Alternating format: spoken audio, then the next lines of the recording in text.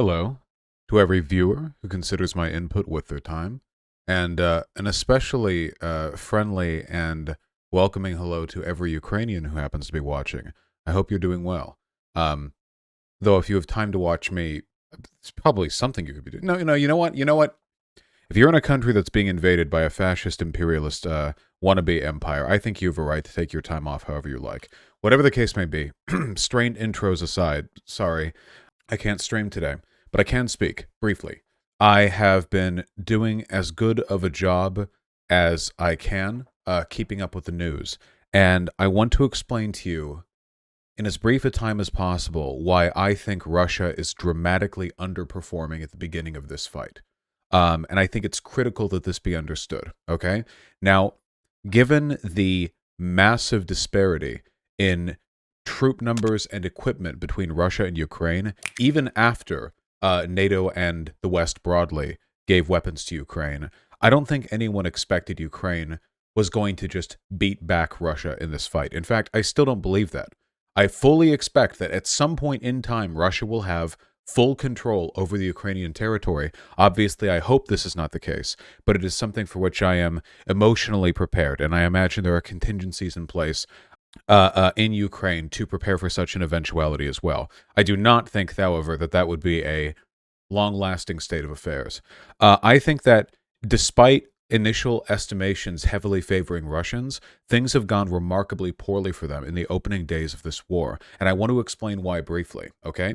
So I've talked about this many times on my stream because we've talked about insurrectionary activity before, but invading a territory and occupying a territory are two enormously different things. Invading a territory is comparatively easy. You sweep through, you destroy any military equipment, troops, installations that you find, and that's it. That's the point, right? I mean, it's over and done, right? How long did the invasion of Iraq take place? I mean, what, like a month?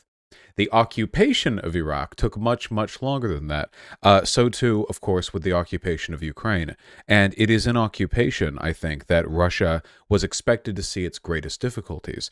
And yet, they're facing difficulties now. I mean, we're only a few days into the full-on invasion, and there have already been significant setbacks. So first I want to talk logistically.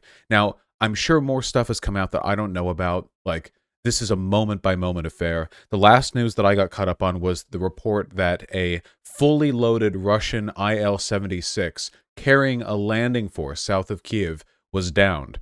A sunflower garden is planted. That is quite a loss for the Russians. Tremendously so, especially since initially Russia bragged that in the first 24 hours they had disabled all of Ukraine's air defenses. That was something they had announced. We have destroyed their air defensive capabilities. We have achieved total air superiority. And yet, multiple rockets, drones, missiles, planes, whatever, bogies were intercepted above Kiev last night.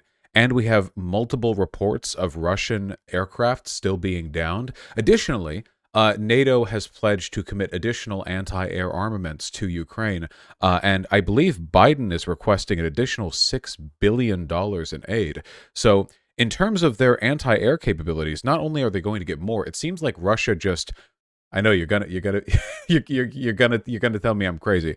Russia might have lied about taking out Ukraine's anti-air capabilities. I didn't think they'd be around this long. Legit, I thought in like 16 hours after the invasion began properly, it would just be like every airfield across Ukraine would just be dust, But no. Russia failed to take the big airport outside of Kiev, which is the reason the city's held for this long. They dropped paratroopers in, which were then beaten back by Ukrainian armed forces. They weren't able to get reinforcements in time.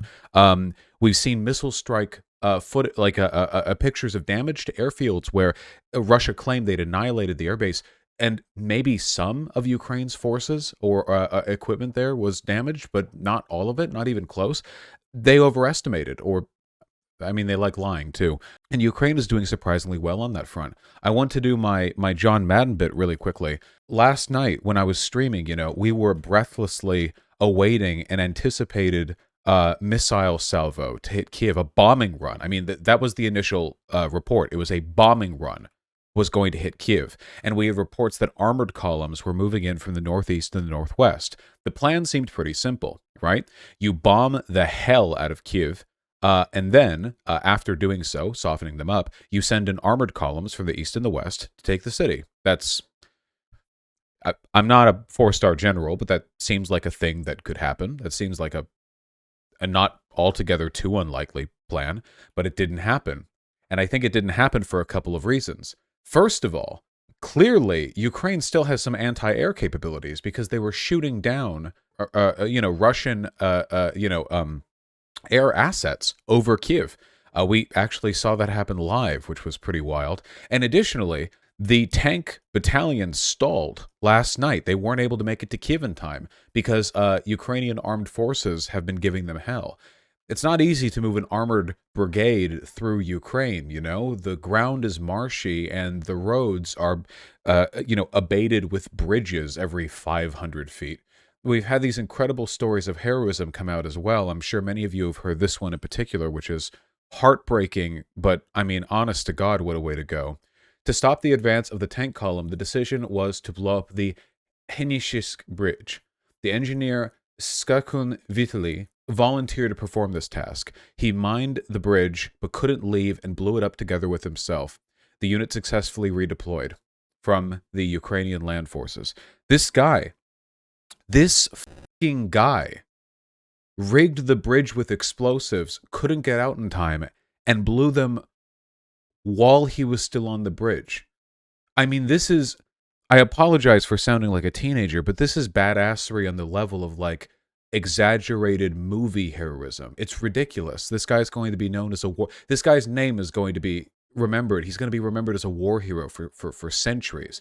He's a part of the Ukrainian mythos now. There have been so many stories, so many narratives out of this, which have been phenomenal for Ukrainian morale. That's the thing that I think is really, listen, eventually, and I mean, it's already happened really, but eventually Kiev is going to fall. I mean, as in like the beginning of the process, right? Eventually Russian forces will overwhelm, but occupying a territory is difficult. And the main thing that you want when you occupy a territory is for the population to be fearful, to be demoralized, to feel like there's nothing they can do. And the Ukrainians hate Russia. All reports of what's going on over there indicate a degree of moral assuredness which guarantees they will be fighting to the man, drawing to their last breath to kill as many Russian occupiers as they can. Of course, we went over this, but for any who have not been lucky enough to hear the glorious final words of the 13 brave Ukrainian soldiers who occupied Snake Island. That's quite loud. A Russian ship approaches, demanding the 13 men on this island surrender or they will open fire. Do you copy?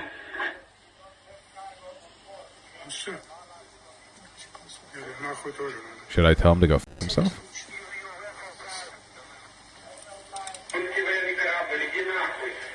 Go fuck yourself. Those 13 men are dead. And they died heroes. This is the problem with occupying territory. When you make martyrs of every brave man and woman you kill along, and non-binary, they, them soldiers, you kill along the way, all you do is embolden the next wave of, the next wave of insurgents to rise up against you. And that's not to speak as though the Ukrainian armed forces are down to a man. They're not. There are still hundreds of thousands of them armed and ready to fight. But the civilians are going to fight too, They are just passing guns out. Just passing guns out to Ukrainian civilians in Kiev right now. You just go over to an army office, hey, I fucking hate Russia. And they'll just give you a gun. Why not? Just hand one over. Whatever the standard service rifle in Ukraine is, whatever NATO gave them, it goes straight from NATO, to the border of Poland, brought into Kiev, to the army office, and directly into the hands of civilians who want to take a shot, okay?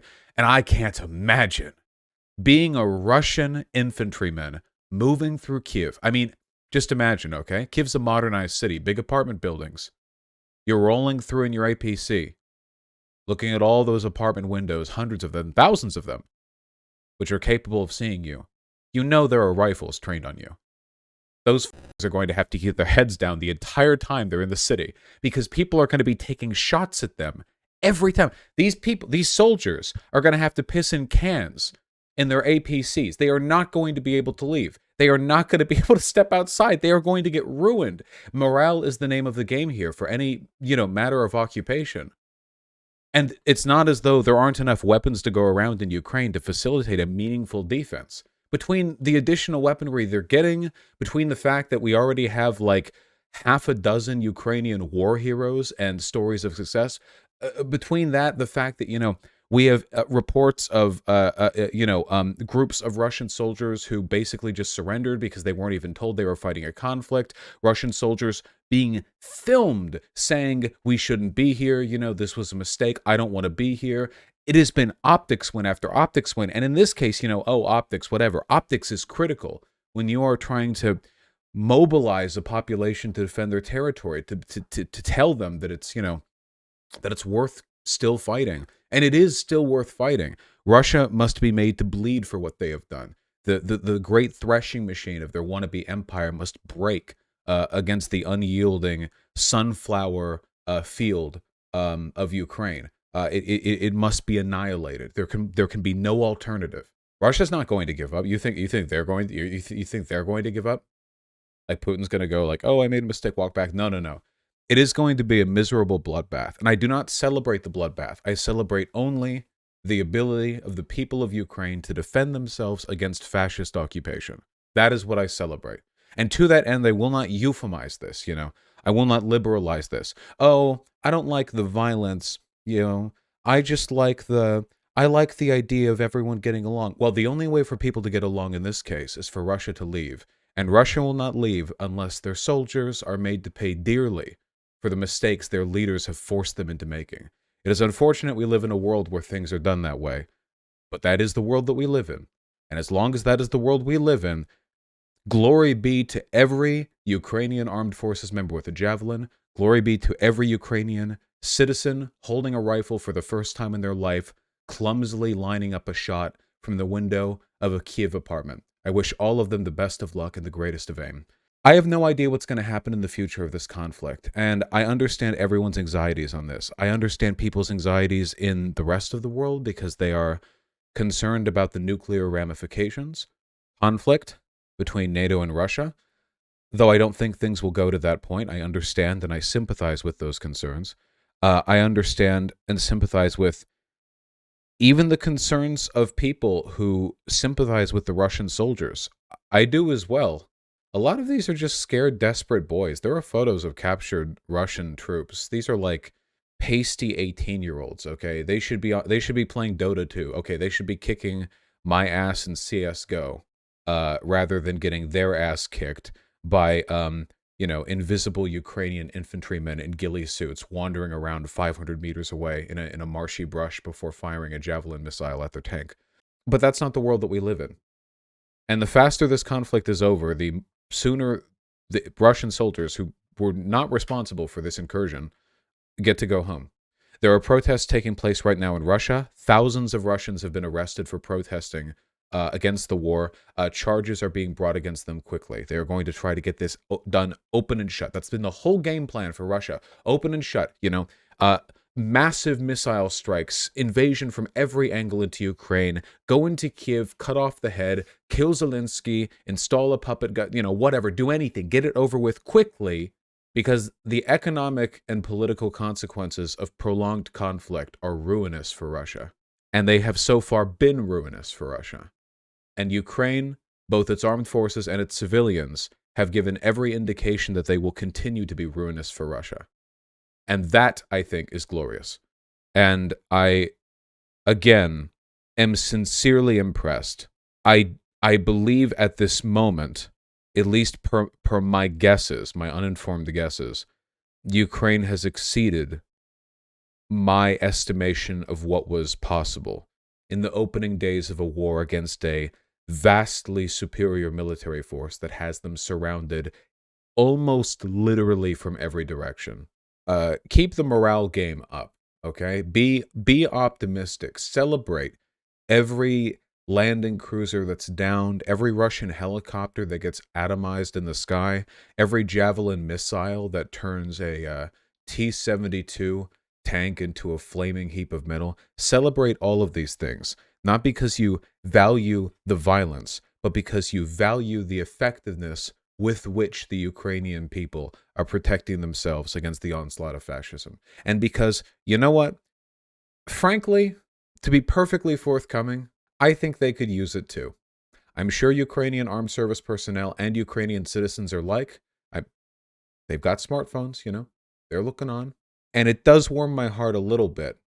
The idea, even if their city's getting bombed, the idea of them looking online and going, oh, okay, well, here's like 8 million people celebrating a Russian ship that got down, or like a plane that got down. Here's them eulogizing and glorifying our war heroes. Here's them celebrating our victories, praising our anti-tank divisions. I imagine that feels pretty good for them. And I imagine that helps keep the morale up. So keep at it and be well. I will be back on streaming as soon as I can. Take care.